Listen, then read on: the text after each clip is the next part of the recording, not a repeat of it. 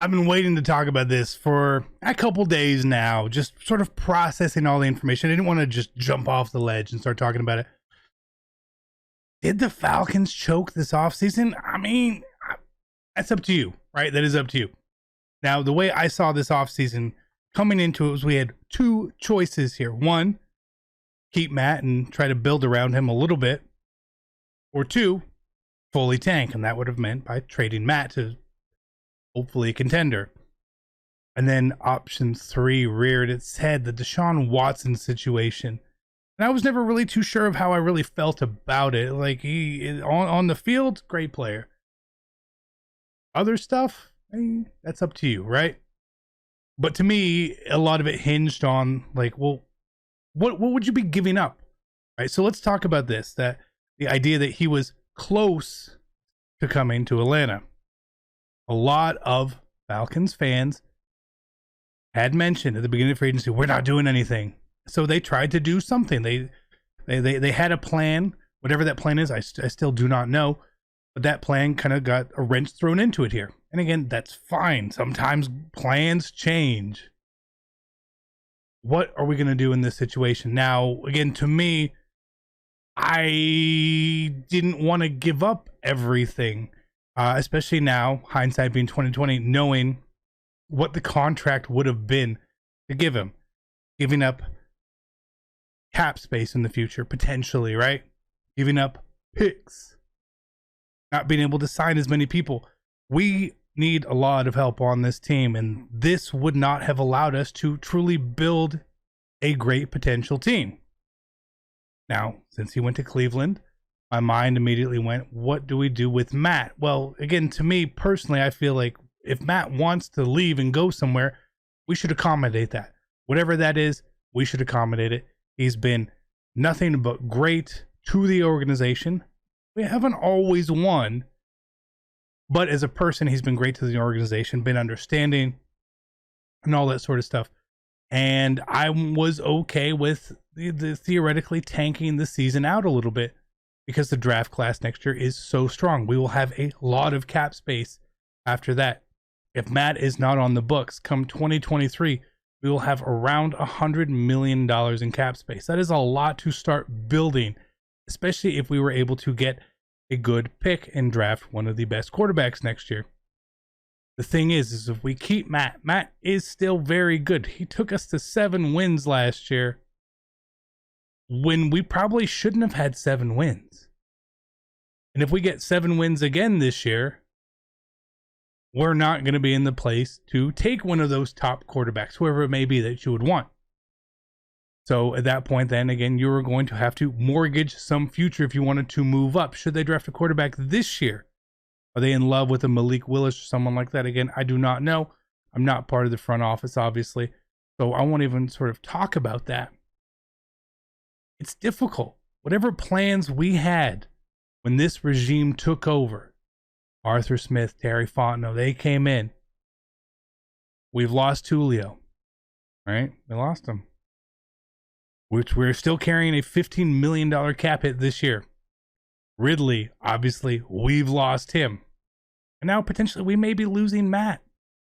And again, I will go ahead and I will have faith in the organization up to this point. It has only been a year with this regime.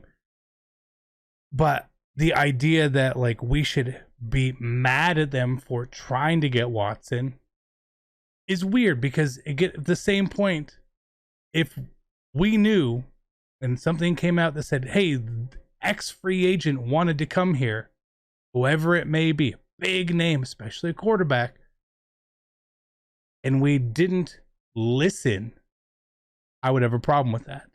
I'm not saying we have to get him, right? Again, that's its own thing, and it was never about hometown. It was never about, it was always about the money, and I totally understand that. Life is about money. I'm not going to be mad at him for picking what he did.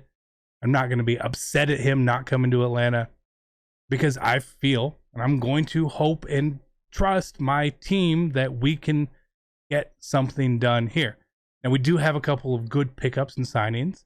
Obviously, we got Cordell Patterson back. We got Casey Hayward, Damian Williams. We got some guys that like, okay, yes, we still need help.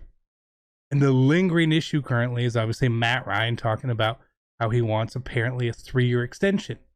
I don't know what they should do with that. Matt can still play quarterback, but Matt cannot win a Super Bowl here right now. Like, I do not think that is a crazy thing for me to say, that we are not Super Bowl contenders right now. It is not crazy. I would want them to do what is best for him, what he wants. Does he really want to stay? I don't know. Is this a tactic to get traded? Perhaps. I don't know.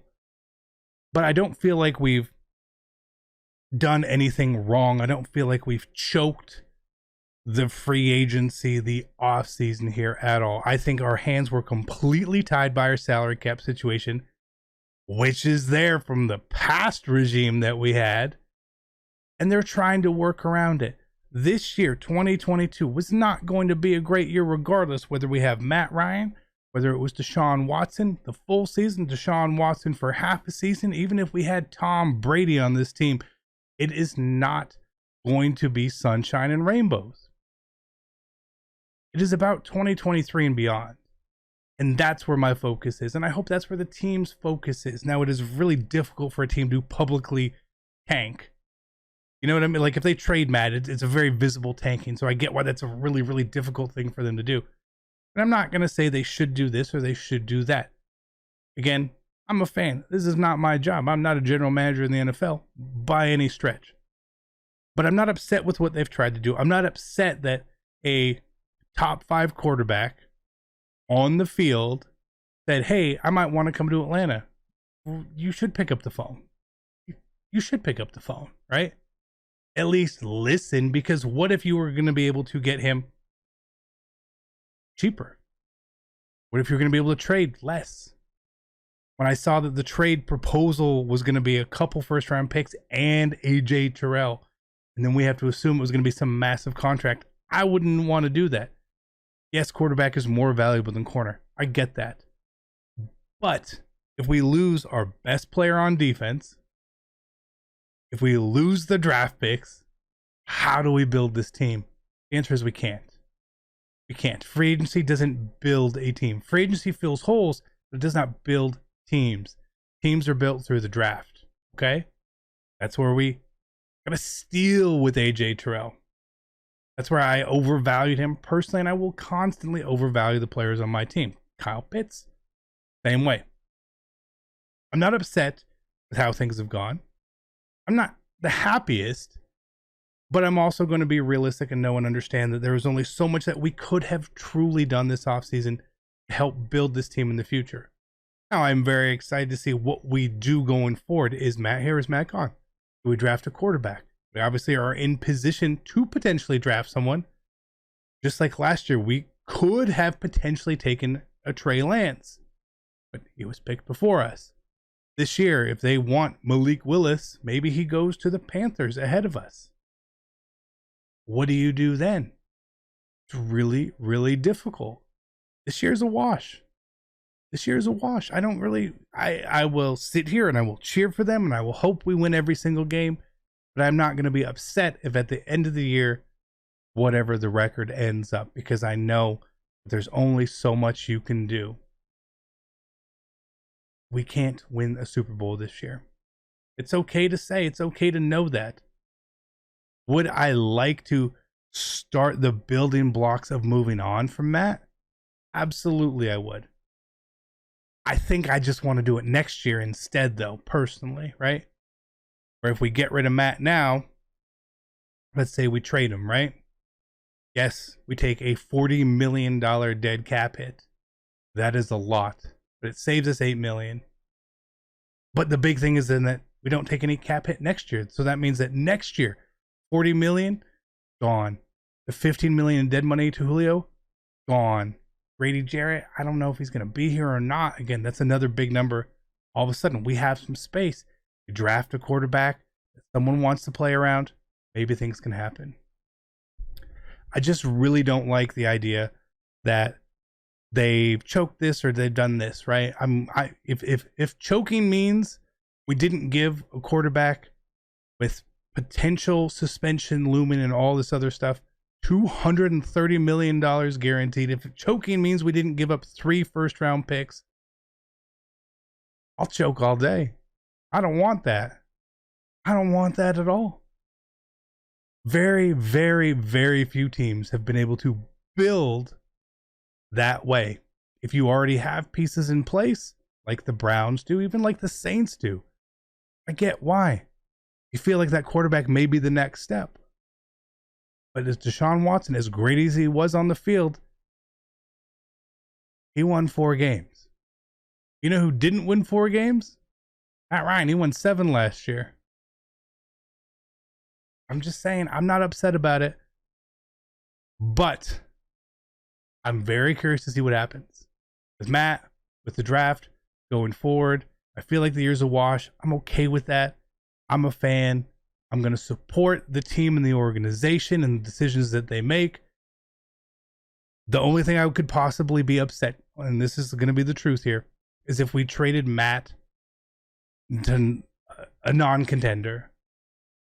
If he's not here, I want to give him a chance to win that ring, to see him have that just one more opportunity to win a Super Bowl. I would love for him to be able to get that chance. It's going to be difficult regardless, but that's what I would love. Those are my thoughts, my opinions. I know a lot of you guys will probably disagree with that, and that is A-okay. We will cover more stuff as things keep happening with this team.